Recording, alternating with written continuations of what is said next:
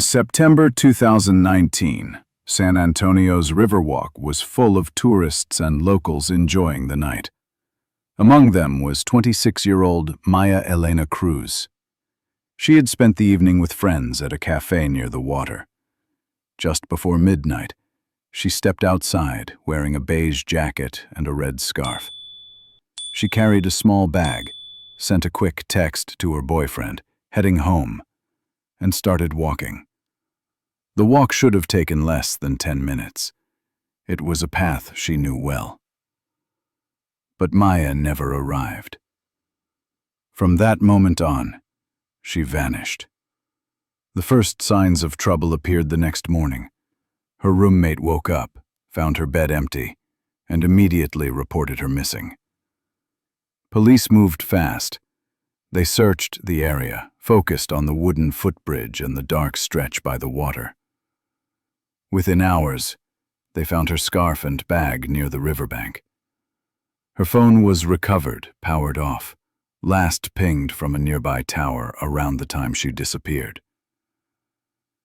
Detectives tried to piece together her final minutes. One witness recalled seeing a man in dark clothing walking a few steps behind her. Another claimed to hear a scream near the river around 12:20 a.m. But the accounts were vague, the details fuzzy. Adding to the confusion, a security camera covering part of the route had conveniently gone offline between 12:05 and 12:20. No blood, no clear struggle, only scattered items and uncertain voices. The story spread quickly through San Antonio and across Texas. Headlines warned of a young woman missing in the middle of the city's busiest tourist area. Residents felt fear in a place where they had always felt safe. Volunteers joined police in searching the riverbanks, but days turned into weeks with no breakthrough. What started as a missing person alert grew into a high-profile mystery. A case with no body, no weapon, and no obvious suspect. But the investigation would not stop there. And years later, the truth about what happened to Maya Cruz would shock everyone. Maya's disappearance was only the beginning. To understand the weight of this case, we need to know who she was, her life, her work, and why her loss hit San Antonio. Maya Elena Cruz was 26 years old in 2019. She worked as a marketing designer for San Antonio's Tourism Bureau, helping promote the city she grew up in and loved. She was part of a young creative wave shaping how visitors saw the Riverwalk, the Pearl District, and the cultural heart of Texas. Her life seemed steady. She lived in a small apartment not far from the Pearl District with a close friend as her roommate. The apartment was simple, but it was filled with her work, her photos, and her plans. Each morning she commuted downtown, and most evenings she found herself back near the Riverwalk, sketching ideas, capturing street photos, or meeting friends at the cafes and restaurants that lined the water. Maya's image became familiar in her circle and in the neighborhood. She had her own style: a beige coat, a red scarf wrapped close, and a small handbag dotted with travel stickers that told stories of places she had visited and places she wanted to go. People remembered her that way, easy to spot, easy to remember. Friends described her as energetic and creative. She always carried her camera, snapping pictures of the Riverwalk, posting nighttime cityscapes and candid street photos online. Her social media wasn't about followers or fame. It was about documenting the city she called home. The comments from friends were full of recognition. That's Maya's style. That's Maya's eye. She was rooted in family. Her mother, Rosa, was the person she called nearly every day. Even short calls meant something. Her younger brother, Diego, was in college at the time, but he often joined her for late-night tacos or weekend walks through the markets. Their bond was strong, one of the anchors of her life. Maya also had a steady relationship with Liam Porter, her boyfriend of 5 years. Friends said the two were inseparable. They had talked about marriage and even about starting a family someday. There were no signs of turmoil, no warning that anything in her personal life would collapse. To her friends and family, her future looked safe and full of promise. At work, she stood out. Maya was known as a rising young professional. Colleagues saw her as dependable, someone who delivered results, someone who could be trusted. In the broader community, Maya was respected. She wasn't a celebrity, but people knew her name, saw her photos, or recognized her by sight. Her presence around Riverwalk was almost daily, a regular figure moving through the paths, bridges, and cafes. She was a part of the rhythm of the city. Before her disappearance, police confirmed that Maya's life showed no red flags. She had no criminal history, no involvement with drugs or gangs, and no financial trouble. Investigators could not find evidence of disputes or enemies. Everything about her background suggested she was a typical young professional with close ties to family and a career that was just beginning to blossom. This is why her sudden disappearance shook the city so deeply. When someone like Maya vanished, the sense of safety cracked. She wasn't living on the margins. She wasn't caught up in dangerous circles. She was walking home from a cafe, just minutes from her apartment, when she was lost to time. For the people of San Antonio, that fact alone was terrifying. If Maya could disappear from such a central and busy area, then no one felt secure. For her friends and family, it was devastating. They had watched her thrive. They had planned futures with her. And then she was gone in the space of a short walk. Maya became the central figure in the case file. Every detail, every witness statement, every recovered item revolved around her final known movements. She was the heart of the story, the victim at the center of a mystery that stretched on for years. The investigation into her disappearance began with the most ordinary details. What she wore, who she texted, where she was last seen. The beige coat, the red scarf, the final text message to Liam, heading home at 12:11 a.m. Those details became the anchors of the timeline. They were repeated in police reports, in television broadcasts, and in posters hung across the city. They were simple, factual, and chilling, because they marked the last evidence of her life as it had been. Hours before she vanished, Maya had been laughing with friends at a familiar cafe. Cameras captured her smiling as she left, scarred. The answers would take years to surface, but the case began here, with Maya Elena Cruz, a young woman whose life embodied her city, and whose disappearance would reshape the community's sense of safety. On the night of September 12, 2019, it seemed like nothing was out of the ordinary. Maya Elena Cruz had spent the evening with friends at her favorite cafe near San Antonio's Riverwalk. The night was lively. Tourists moving along the water, restaurants still buzzing.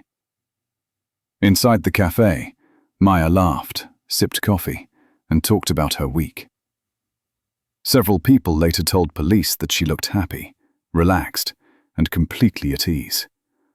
There was nothing unusual in her behavior.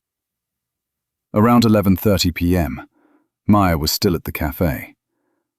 Witnesses, including the cafe owner Linda, confirmed she appeared cheerful.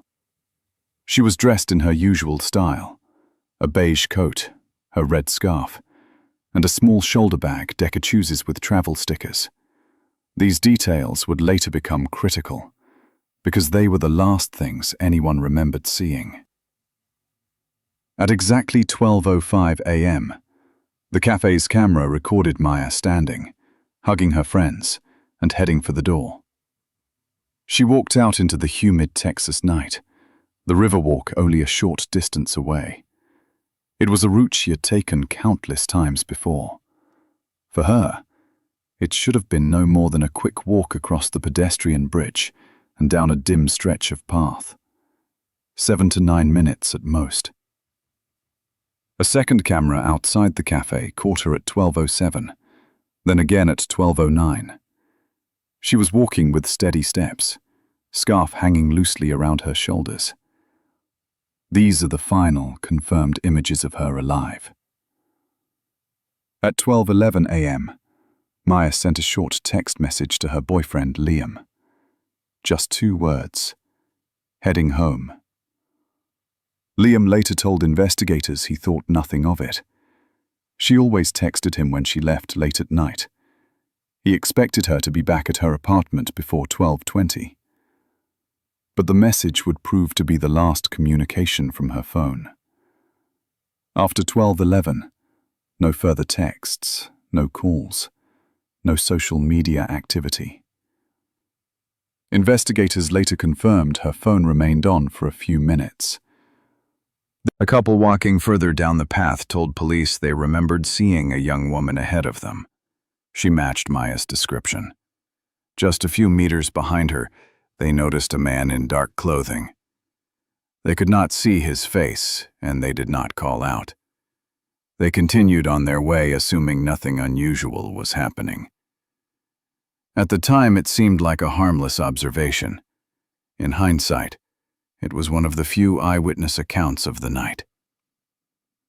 At around 12:20, a resident in a nearby building reported hearing a short scream or cry from the direction of the river.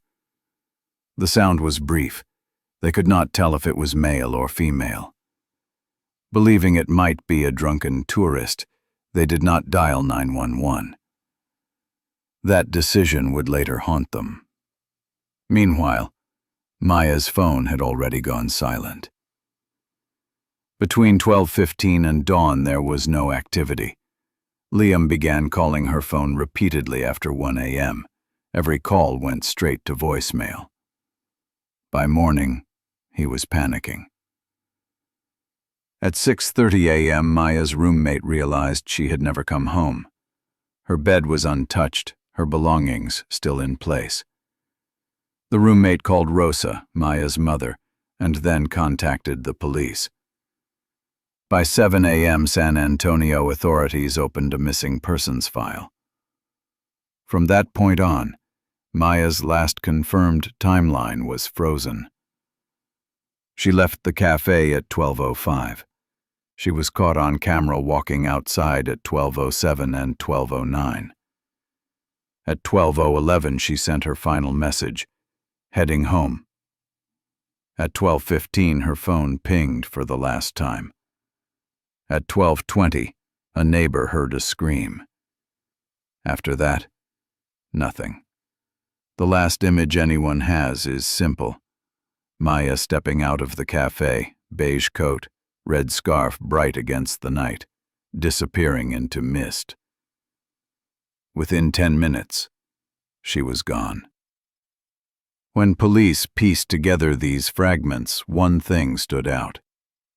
The disappearance happened within an extremely narrow window, just 15 minutes between her last text and the final ping. That short gap became the most scrutinized period of the investigation. By the morning of September 13th, police had sealed off the area. Officers and volunteers scoured. As the hours turned into days, the community realized this was no ordinary case of someone running late or losing contact. Maya was missing, and the city of San Antonio was about to face a mystery that would stretch for years.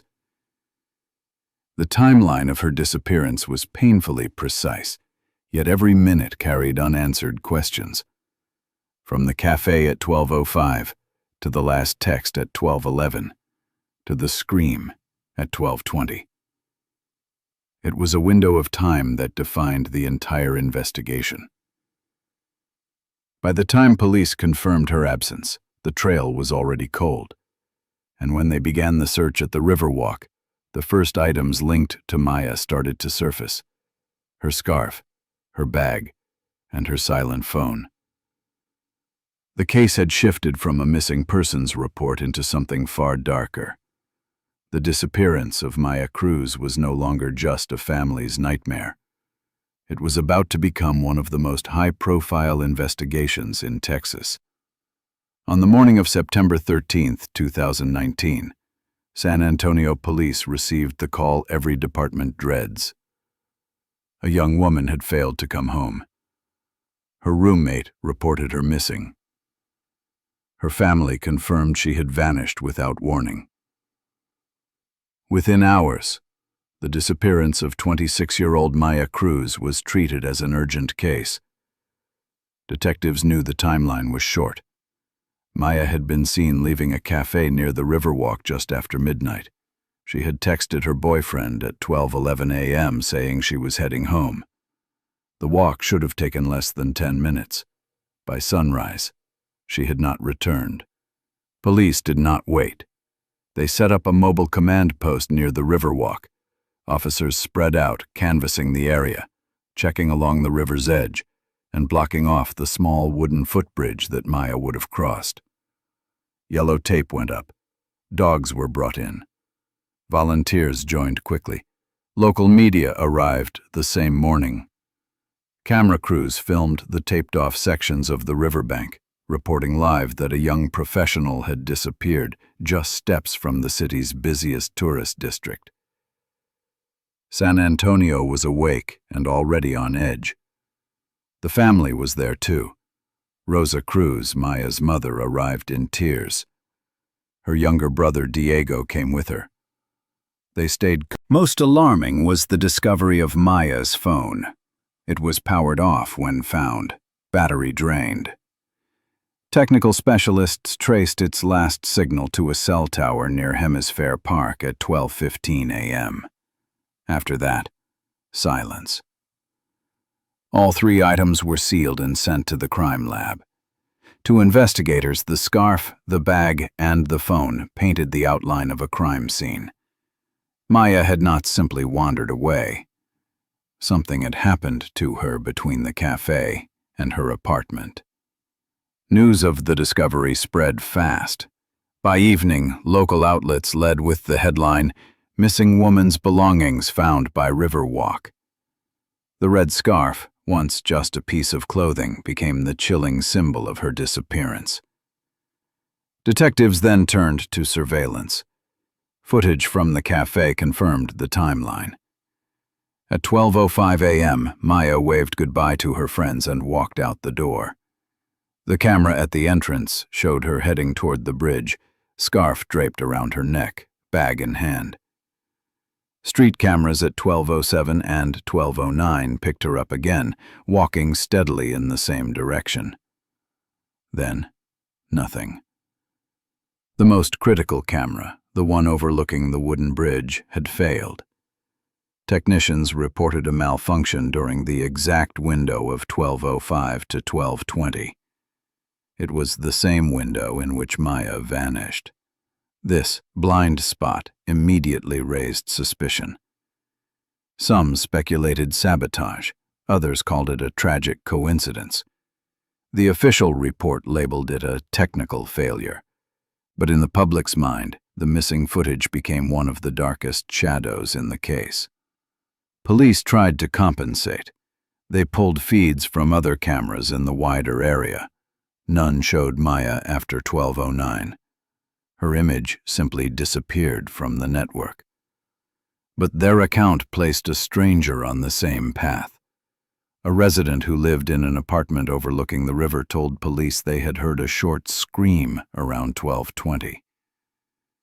It was too brief to identify. They did not call 911. The information only reached police during interviews the following day.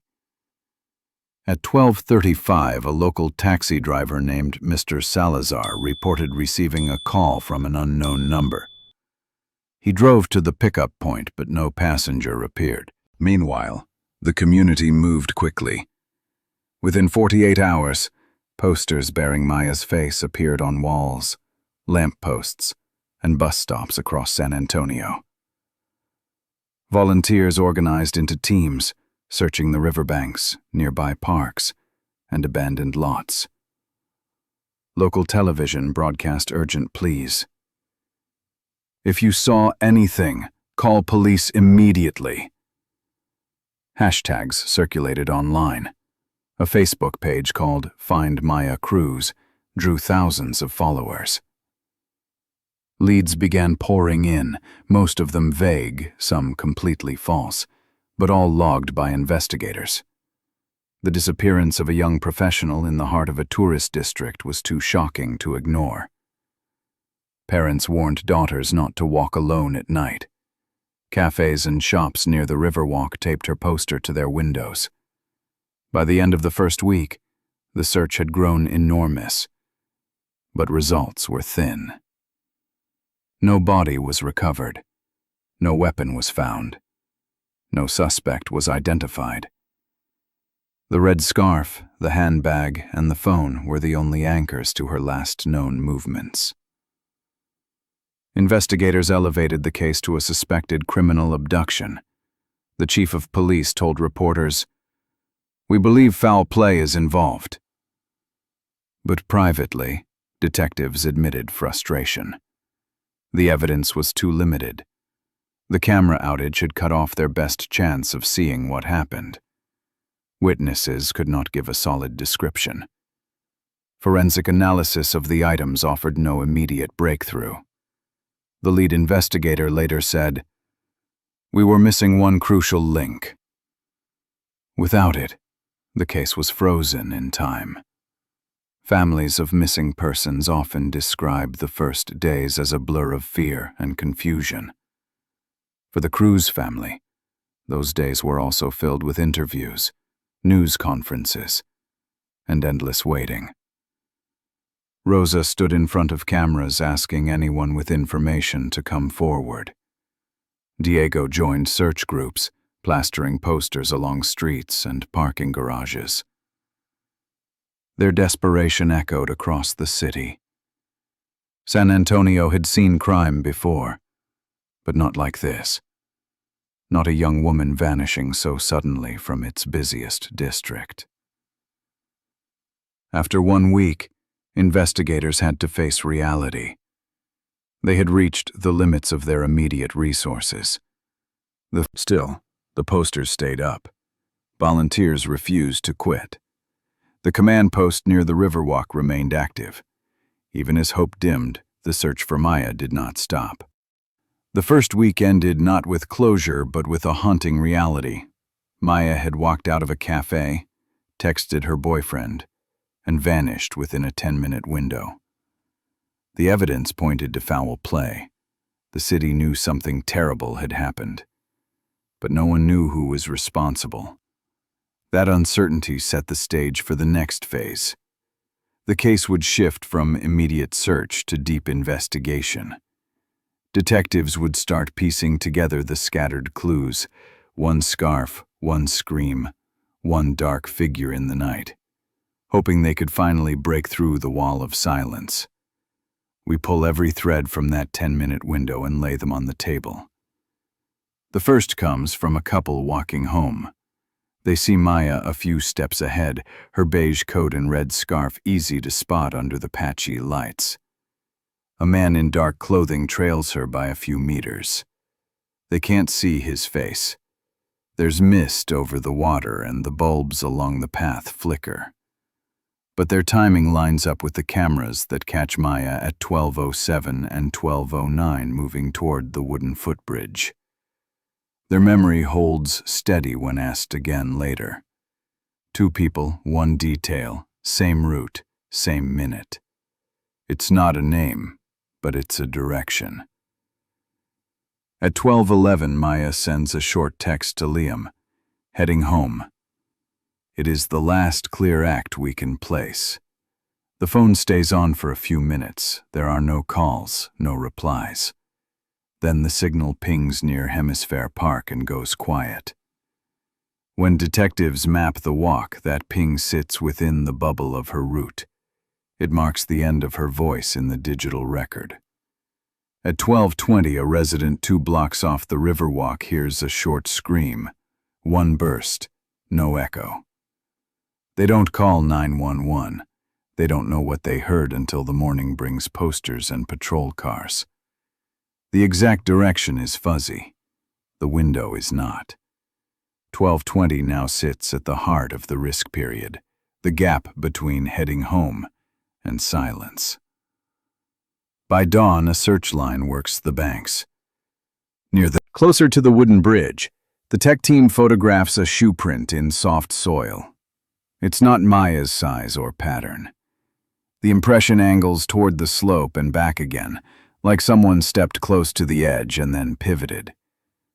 There's no blood, no drag marks, just the echo of a foot that does not belong to her, recorded in dirt that was still damp from the river air.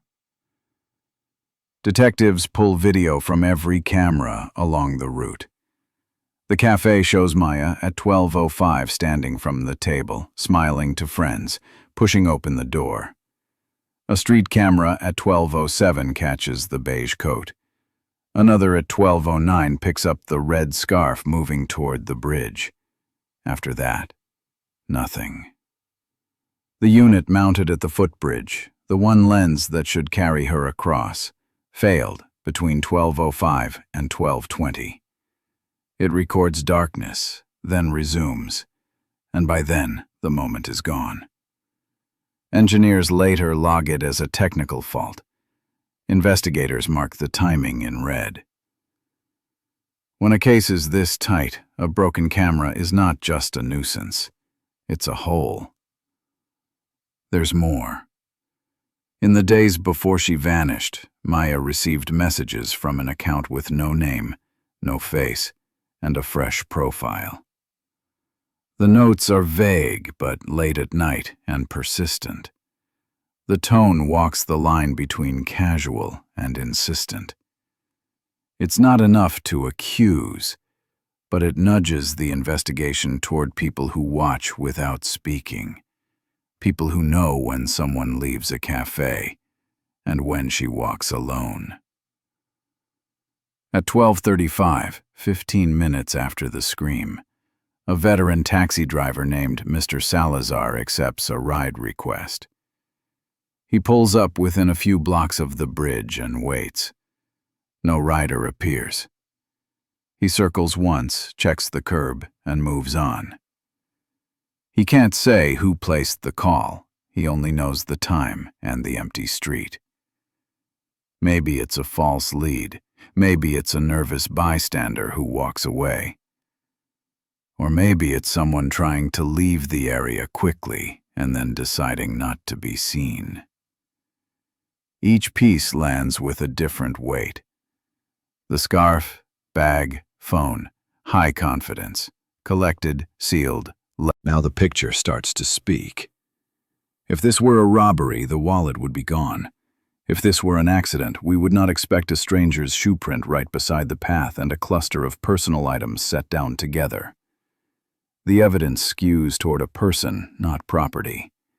Action, not chance. Someone saw Maya. Someone moved toward her. Someone interacted with her fast. The route itself supports that read. The path is short. From door to bridge is minutes. The lighting is uneven. On that night, a low mist pulls the edges of vision in. The broken camera seals the isolation. A person walking a few steps behind would be easy to miss until they're close. A confrontation could last seconds. A hand on a bag, a scarf tugged loose, a phone forced off or dropped and powered down. In that slit of time, the investigation sees what the cameras do not. Detectives grade what they have and frame the next moves in plain language. Re-interview the couple at the same hour of night to test distance and clarity. Walk the route at the pace of Maya's last minutes and clock the stops. Revisit the resident who heard the scream and stand where they stood while controlled shouts roll across the water to measure direction. Map the taxi pickup pin against stairs, alleys, and late-night garages. Compare the shoe print's pattern to common work boots sold in the area, and to footwear used by people who frequent the Riverwalk after midnight. Subpoena the anonymous account's login records. Ask the lab to scrape everything from the scarf and the bag: skin cells, fibers, touch DNA. Cross-check Maya's phone's power down sequence to see if it died on its own or was forced off. None of this hands over a face, but it narrows the field. The man in dark clothing is not a rumor anymore. He lives inside a tight mile of cameras and lights and steps. The scream stakes a flag at 12:20. The taxi call hints at motion at 12:35. The shoe print and the cluster of belongings say the contact point is real and physical. Together, they pull the investigation away from a random fall and away from a quick theft. They push it toward intent. There are gaps that we move forward with a clear, public test. Measure each main theory against the evidence we already trust. Theft with opportunity. Weak, because the valuables stayed put. Accident. Weak, because of the foreign shoe print and the tight cluster of items. A person who knows the area and watches the path. Strongest, because it fits the pace, the timing, the messages, and the moment the phone goes dead. That is the lane we follow into Part 6, where we strip the noise, weigh each scenario, and ask out loud, who among the night regulars of the Riverwalk cannot prove where they were when Maya's steps stopped? On September 12, 2019, Maya Elena Cruz vanished in the middle of San Antonio. By the time the first week of searching ended, the investigation had turned into a maze of questions. The physical evidence was limited, the witness accounts were thin, and the community was demanding answers. Investigators had to decide which explanations made sense and which ones could be pushed aside. The first theory to be tested was robbery. It was common sense to consider, since late-night crimes near the Riverwalk were not unheard of. Maybe Maya had been attacked for money or belongings. But when detectives reviewed what was recovered, the robbery theory quickly collapsed. Maya's purse was found near the riverbank. Inside were her wallet, identification, and cash. Nothing was missing. Her scarf and phone were also recovered close by. The way her belongings were left behind told investigators this wasn't a thief running away with valuables. There was no struggle that fit the picture of a quick mugging. The robbery theory faded almost as fast as it appeared. The second theory was accident. Could Maya have slipped into the river? The night was foggy, the walkway dimly lit. Accidents had happened there before. For a short time, police leaned on this explanation. But soon cracks appeared. If Maya had fallen, her purse and scarf wouldn't be neatly left on the bank. They would have gone into the water with her. More troubling was the discovery of a shoe print that didn't match hers. That footprint sat near the wooden bridge, close to where her belongings were found. Accidents don't leave. The text messages were vague but unsettling.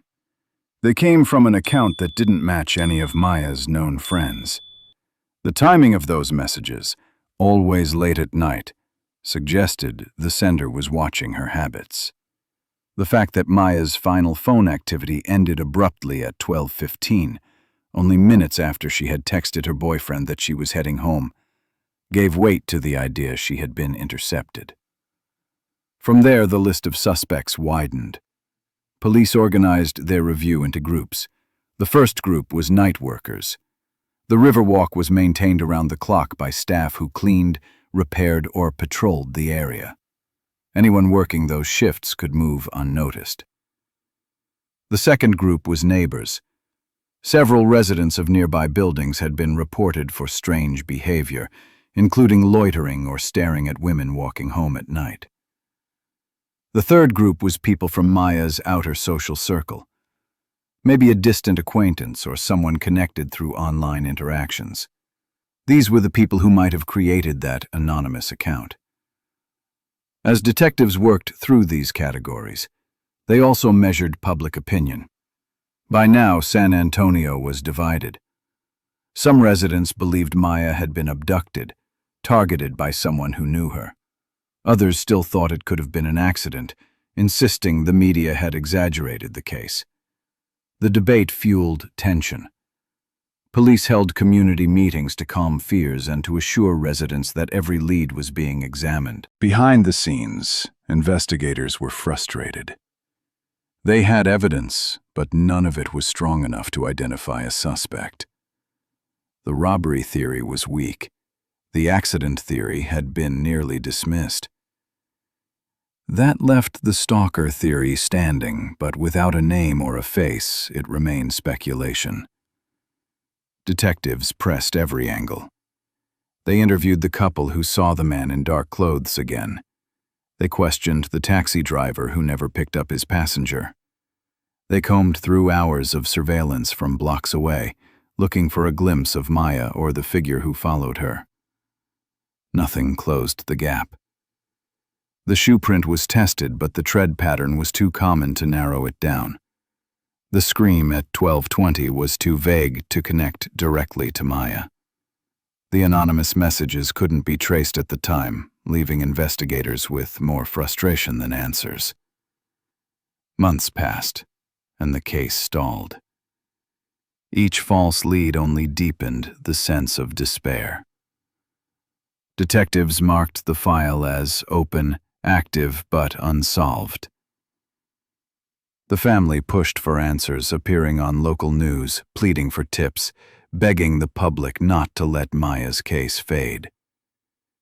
For the community, the lack of progress became unbearable. People whispered about police incompetence. Others accused the city of hiding details. Rumors grew, but the facts stayed frozen. By late 2020, the case was a cold file with only fragments to work with. A man in a dark jacket, a scream in the night, a shoe print by the bridge, and a phone that went silent too soon. The question was no longer whether something happened to Maya, but who had been there with her when she vanished. Inside the department, the lead detective admitted the truth. Without DNA or a clear eyewitness, they couldn't move forward. The man in dark clothing remained a shadow. The anonymous messages remained a taunt. Every possibility kept circling back to the same conclusion. Maya didn't disappear by chance. Someone had followed her.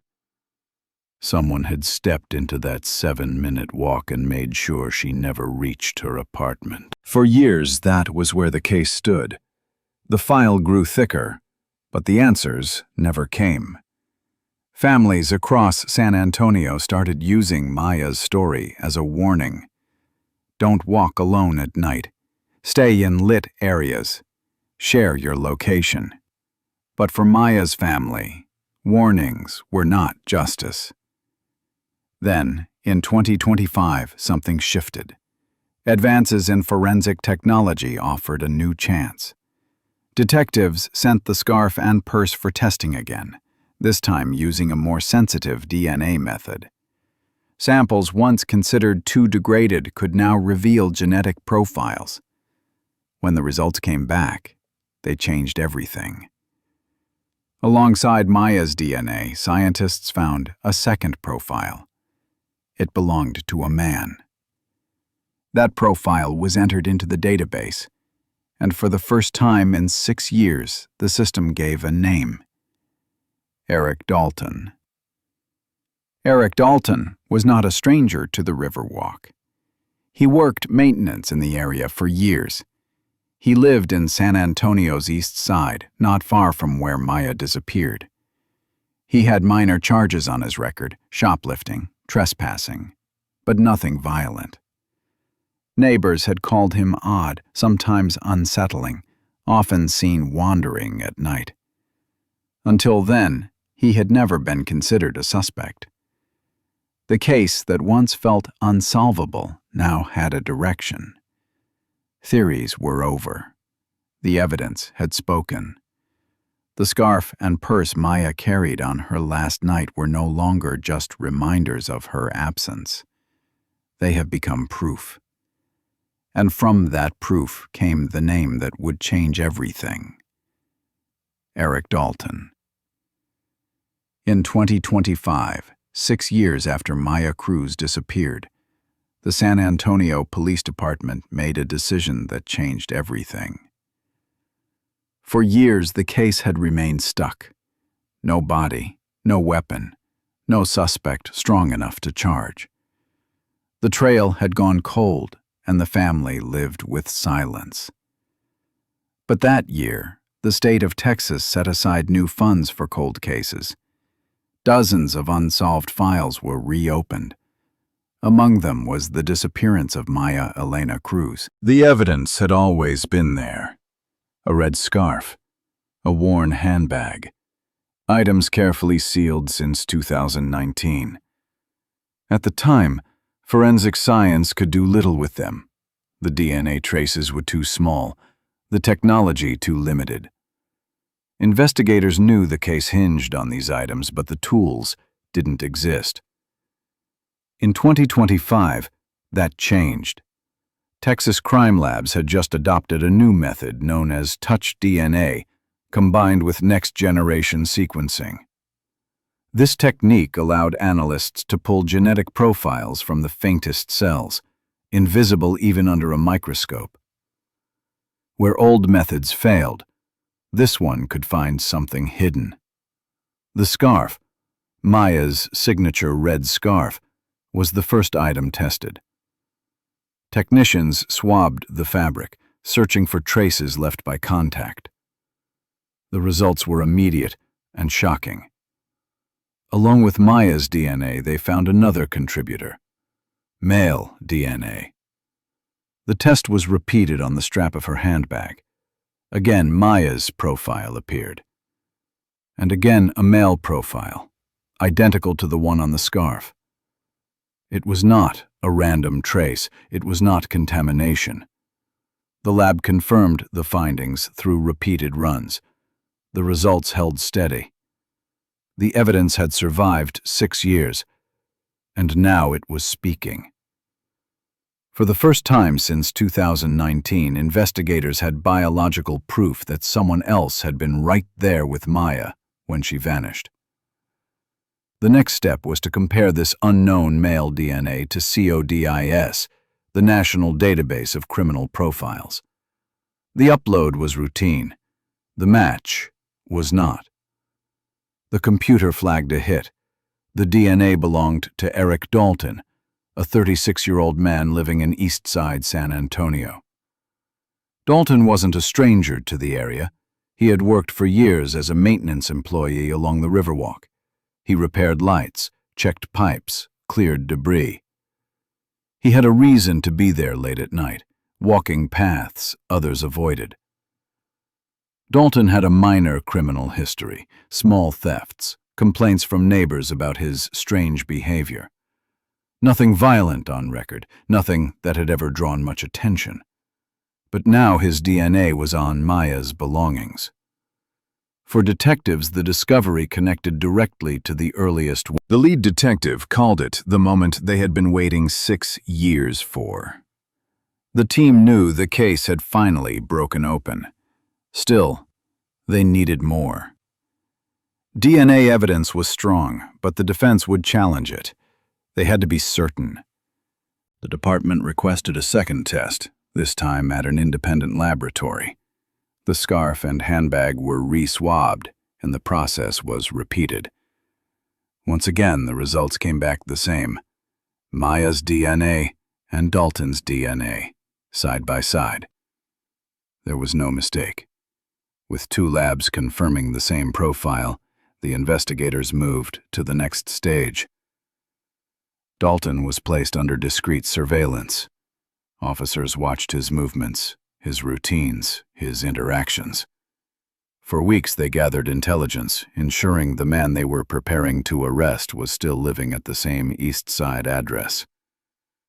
By February 2024, the file was ready. The DNA match, the witness descriptions, the context of Dalton's work on the Riverwalk, and his history of odd behavior all came together into one case. Detectives presented the evidence to the district attorney. The prosecutor agreed. It was enough. A warrant was signed. After years of frustration, after endless speculation, the name that had haunted the file finally had a face. The team planned the arrest carefully. They wanted no mistakes. Dalton was still living in his modest house in East Side, surrounded by neighbors who saw him as nothing more than the quiet man down the street. To them, he was unremarkable. To police, he was the man whose DNA tied him directly to Maya's disappearance. In March 2024, before dawn, units surrounded the house. Dalton was taken into custody without incident. The quiet man who had lived freely for 6 years was suddenly in handcuffs. When the news broke, San Antonio reacted with shock. The Riverwalk, a place meant for families, tourists, and young people like Maya, had hidden a predator in plain sight. Local media called it the Riverwalk shock. People who had walked the same paths for years realized that the man who kept the lights on and fixed the benches was the same man accused of destroying a young woman's life. For Maya's family, the arrest brought a mixture of relief and grief. Relief that a name had finally been spoken, grief that it had taken so long that Maya's life could not be returned. For the city, the case now moved into a new phase, the courtroom. Dalton would face trial, where prosecutors would present the DNA results, the witness testimony, and the circumstantial links that had pointed to him all along. The defense would argue contamination, mishandling, or coincidence. But the evidence was clear and repeated. The breakthrough in 2025 closed the gap left open in 2019. After years of doubt, suspicion, and fear, investigators finally had the name of Maya's killer, Eric Dalton. And in the spring of 2024, his arrest signaled the end of the coldest stage of the case. What followed would be a battle inside the courthouse. But the truth was no longer hidden. For the family, for the city, and for everyone who followed the case, the breakthrough was the long-delayed moment they had waited for. In March 2024, the years of waiting ended. With 2 independent laboratories confirming the same result, the San Antonio Police Department obtained a warrant. Their target was Eric Dalton, a 36-year-old maintenance worker who had spent years walking the same paths where Maya Cruz vanished. The operation was carried out early in the morning. Officers surrounded a small house in East Side, a modest place Dalton had lived in for years. He opened the door in worn clothes, confused by the sudden presence of police. He did not resist. Within minutes, he was handcuffed and taken away. Neighbors stood in shock. They had seen Dalton almost every day, going to work, fixing things, walking his dog. For them, he was just a quiet man who kept to himself. The revelation that he was the prime suspect in the most haunting case San Antonio had seen in decades was almost impossible to believe. One neighbor said, "He walked past us all the time. While Maya was missing, he was right here." The arrest spread like wildfire. Local news stations interrupted their broadcasts. Headlines across Texas called it the Riverwalk shock. Social media erupted with disbelief. Some people expressed relief that the case finally had a name and a face. Others struggled with the idea that a man so. Inside the courthouse, the case drew crowds from the first day. Reporters filled the steps. Photographers clicked as Dalton was led in, wearing a standard jail uniform, his face blank. Inside, the district attorney laid out the foundation. We have biological evidence that places Eric Dalton at the scene. We have witnesses who saw a man of his build following Maya, and we have digital records showing Dalton made contact with her in the past. This is not speculation. This is proof Dalton responded with denial. He told the court he had nothing to do with Maya's disappearance. His defense argued that the evidence was contaminated, that 6 years in storage could not guarantee integrity. They suggested someone had planted his DNA, or that lab errors had tainted the results. Their strategy was to raise doubt, to show the jury that the chain of custody could not be trusted after so much time. But prosecutors came prepared. They brought in forensic experts who described every step taken to preserve the scarf and bag. Sealed, logged, and transferred under strict protocol, the items never left controlled storage. The DNA was tested twice, in separate labs, and each time the result pointed to Dalton. The experts were clear. The evidence was solid, consistent, and beyond coincidence. Witnesses added weight. The couple who had seen Maya walking near the bridge the night she vanished returned to testify. They repeated what they remembered: a thin man in dark clothing, walking just a few steps behind her. They admitted they had not seen his face, but the description matched Dalton's build and his late-night presence around Riverwalk. Phone records were also introduced. Investigators showed that Dalton's phone had once contacted Maya's months before her disappearance. It was a small detail, but it linked them. It placed Dalton not as a stranger, but as someone who had at least brushed into her life. The defense tried to dismantle each piece, but the jury listened closely to the steady chain of facts. Every time the red scarf was mentioned, silence fell over the room. Rosa and Diego, Maya's mother and brother, sat in the front row. Rosa often held a framed photograph of her daughter. Diego leaned forward, fists clenched. The jury deliberated for hours. Finally, they returned. The courtroom filled with tension as the foreperson stood. The verdict? Guilty of murder in the first degree.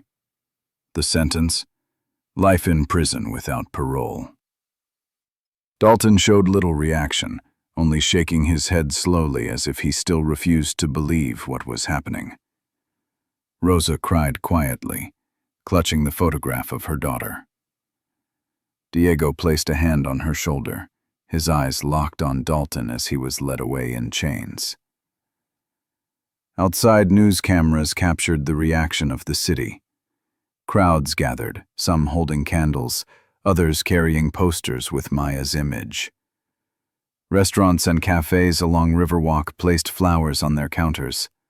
Small memorials appeared at the bridge where Maya was last seen. The people of San Antonio had waited 6 years, and while they finally had justice, the pain remained. Commentators called it justice delayed but justice secured. Newspapers across the state praised the persistence of the investigators and the advances in forensic science. The case became a powerful example of how new technology could breathe life into cold cases once thought unsolvable. For the community, the conviction was both a relief and a warning. Relief that the mystery was resolved. Warning that danger had lived quietly among them, disguised as an ordinary worker. People spoke of Dalton in hushed tones. The man who fixed lights, swept paths, and yet carried a secret that haunted the entire city. Even with the verdict, the void left by Maya's disappearance could not be filled. Her family had an answer, but not peace. They would never see her walk through the door again, never hear her laugh, never share another dinner. Rosa summed it up simply when asked by reporters. She held back tears and said, "We have an answer. That is all." The trial was over, but the story was not finished. San Antonio prepared to honor Maya in a public memorial. Plans for a scholarship in her name moved forward, and the police department began revising procedures for evidence storage, determined to apply the lessons of the case to future investigations. The city had faced its darkest chapter. San Antonio organized a public memorial in the weeks that followed. Hundreds of people filled the plaza near Riverwalk, the very place Maya was last seen. Friends, co-workers, neighbors, and strangers who had followed the case all came together. They carried candles, flowers, and posters with her picture. At the center of the circle of remembrance lay the red scarf. The same scarf that once led detectives to a name was now a sign of memory. People stood in silence, watching the scarf under the candlelight. For many, it was the first time they felt the story had come full circle. The city then made a permanent mark at Riverwalk. A bronze plaque was installed near the wooden bridge where Maya was last spotted. It read, "In memory of Maya Elena Cruz, 1993 to 2019. Never forgotten." Next to it was a QR code. When scanned, it opened a page with safety information, resources for walking home at night, and community programs. Tourists and locals alike stopped at the plaque. Some took photos, others left flowers. The Riverwalk, once only a place of leisure, became a reminder of both danger and resilience. Maya's family wanted her memory to mean more than sorrow. They established the Maya Cruz Scholarship Fund. It was designed for students in design and tourism, the fields Maya had worked in. Special preference was given to projects that aimed to improve community safety at public spaces. In 2025, the first 2 scholarships were awarded. Both recipients said they carried Maya's story with them as motivation to use creativity for good. The fund gave the family a sense that Maya's influence would live on in future generations. The police also took lessons from the case. The San Antonio Police Department reviewed every piece of its evidence storage system. Old boxes were scanned, resealed, and digitally logged. Officers were retrained on chain of custody rules. Texas went further, creating a cold case task force that partnered with forensic labs across the state. Leaders in law enforcement openly admitted that the case changed their approach. "We learned that no trace is too small," one detective said. "What looks insignificant." Life in San Antonio changed, too. Residents grew more cautious. Women avoided late-night walks alone. Cafes and stores near Riverwalk added cameras and brighter lights. Community patrol groups were formed, reminding people that safety was everyone's responsibility. The case became a common reference in local debates about crime prevention. Maya herself became a quiet symbol. Her image, often with the red scarf, appeared on posters, news articles, and online tributes. For many, she represented the fragility of urban safety. Friends said she had been a creative spirit who loved photographing daily life. Now her name inspired new projects on justice and safety. Rosa and Diego created a website called Remember Maya. It shared updates on the scholarship, safety tips, and resources for families dealing with missing persons. The site became both a memorial and a tool for prevention. The lessons were clear. Justice can come late, but it can still arrive. Rumors and theories cannot stand against scientific proof. When families, communities, and technology unite, silence can be broken. The Maya Cruz case proved that no victim should be forgotten, even when years pass without answers. It gave hope to others with loved ones still missing, showing that breakthroughs remain possible. The story reached its conclusion in 2024 with Dalton's conviction and the community memorials. Yet one question remained. How many other men like him live quietly in neighborhoods, unnoticed, hiding in plain sight? That haunting possibility kept people on edge. The Maya Cruz case was more than a tragic ending. It was a warning that evil often wears an ordinary face. From her disappearance in 2019 to the arrest 5 years later, the journey showed the best and worst of human nature. A predator who moved among neighbors without suspicion. A community that refused to give up. Investigators who kept boxes sealed until science caught up. And a family who endured every day until they heard the words, "We have an answer." San Antonio closed the case, but the memory will not fade. In plazas, in classrooms, in news reports, Maya's story continues. Her scarf, her name,